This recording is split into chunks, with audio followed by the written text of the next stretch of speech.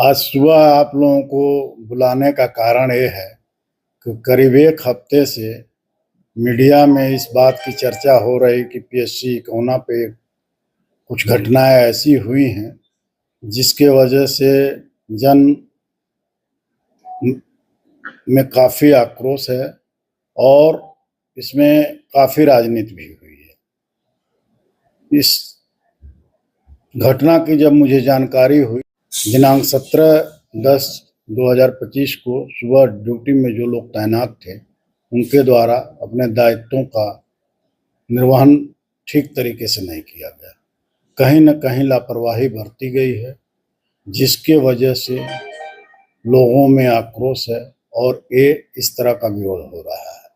इस घटना को देखते हुए और जांच के आधार पे मैंने वहाँ के ड्यूटी पे तैनात चिकित्सा अधिकारी, फार्मासिस्ट और वार्ड बॉय तीनों को वहाँ से हटा दिया है और इन लोगों के खिलाफ कार्रवाई के लिए मैं शासन को लिख रहा हूँ। दूसरी बात ये हो रही है कि प्रभारी चिकित्सा अधिकारी का व्यवहार ठीक नहीं है। मैं उनकी भी जांच करा रहा हूँ। अगर वो दोषी पाए जाएंगे तो उनके खिलाफ भी कार्रवाई की जाएगी। सर, जिनको हटाया गया है उनका नाम क्या है? चिकित्सक में तो डॉक्टर अंकित अग्रवाल हैं, उनको हटाया गया है। फार्मासिस्ट नरेंद्र पाल सिंह हैं, उनको, और एक क्लास 4 है।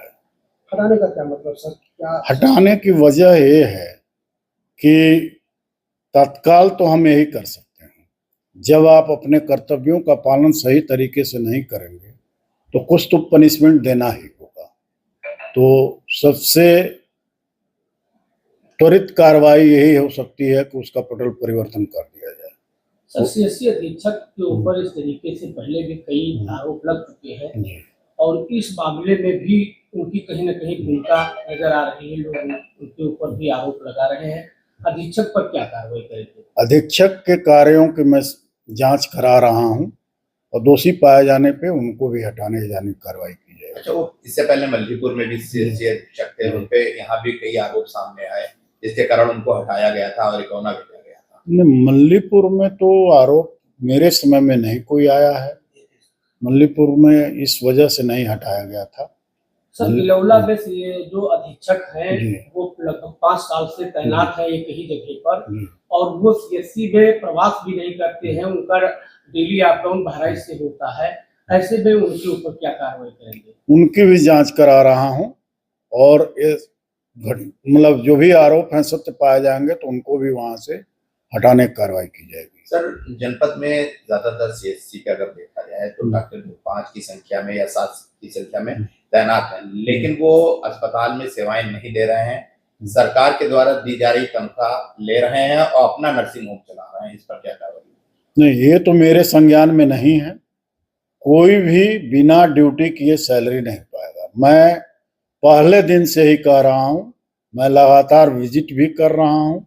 जो भी व्यक्ति इस तरह की घटना में पाया जाएगा उसके खिलाफ सख्त से सख्त कार्रवाई की जाएगी। उना अधीक्षक का सर हॉस्पिटल पर उनका चल रहा है, सरकारी डॉक्टर हैं, हॉस्पिटल चला सकते हैं? नहीं, हॉस्पिटल नहीं चला सकते हो। अगर ये घटना सत्य है तो उसके खिलाफ भी कार्रवाई। सर, जनपद में फर्जी अल्ट्रासाउंड बिल्कुल धूम्रपान की गुमटियों की तरीके से खुल गए हैं, जहाँ पर ट्रेनर अशिक्षित लोग वहां पर अल्ट्रासाउंड कर रहे हैं, जिससे कहीं ना कहीं मरीजों को सबसे बड़ा नुकसान होता है। उस पर क्या कार्रवाई होगी? कम पढ़े लिखे या जो एलिजिबल नहीं है उस तरह के किसी भी हॉस्पिटल या पैथोलॉजी अथवा अल्ट्रासाउंड सेंटर को हमारे स्तर से चलने नहीं दिया जाएगा। तो जो भी इस तरह की घटना कर अल्ट्रासाउंड सेंटर नहीं है जहाँ पर कोई शिक्षित डॉक्टर बैठता जो घटना तक क्या जनपद में कोई ऐसा अल्ट्रासाउंड सेंटर नहीं है जहाँ पर आज तक कोई शिक्षित जो है डॉक्टर वहां बैठकर अल्ट्रासाउंड करता मिला हो। जो भी रजिस्ट्रेशन हुआ है मेरे स्तर से वहां पे उन लोगों ने डॉक्टर को उपलब्ध करा के दिखाया है। इसके बावजूद जब भी शिकायत मिलती है कि इस सेंटर पे डॉक्टर नहीं है, उसकी मैं जांच कराता हूं और ऐसे लोगों का सेंटर में बंद कराता हूं। सर, डिग्री तो वो लगाते हैं डॉक्टर की, लेकिन वहाँ जो जिनके द्वारा अल्ट्रासाउंड किया जा रहा है वो अनट्रेंड है इनको कोई ज्ञान नहीं है। इसकी वजह से कई घटनाएं भी हो चुकी है। आपके द्वारा 2, 3, 4 अल्ट्रासाउंड को सील भी किया गया है, लेकिन फिर भी धड़कल्ले से ये अल्ट्रासाउंड चल रहे हैं, इन पे अंकुश नहीं लग पा रहा है। इस पे आप प्रभावी तरीके से क्या कार्रवाई करेंगे? इसको भी मैं चेक करा रहा हूँ। जहाँ भी अनट्रेंड लोग हॉस्पिटल या ट्रेनिंग सेंटर चला रहे हैं अल्ट्रासाउंड या पैथोलॉजी, उनको ही बंद किया जाएगा। हाल में और कानूनी मल्लीपुर में 3 अल्ट्रासाउंड सेंटर सील किए गए थे जी, और मॉर्निंग में खुले पाए गए, इस पे क्या कहेंगे आप?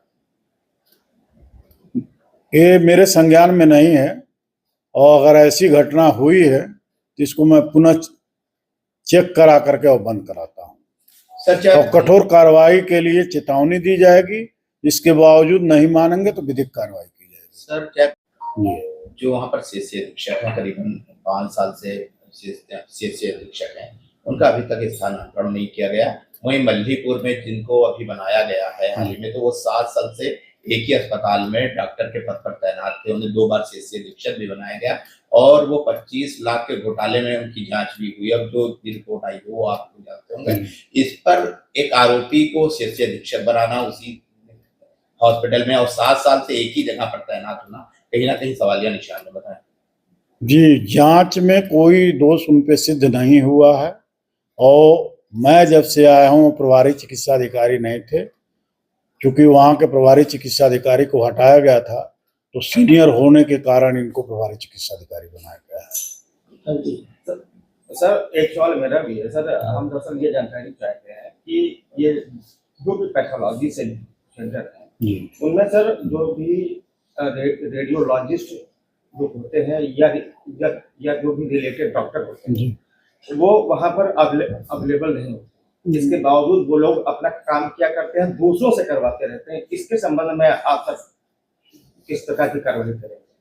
जहाँ भी शिकायत मिलती है उसको चेक करा करके बंद कराया जा रहा है।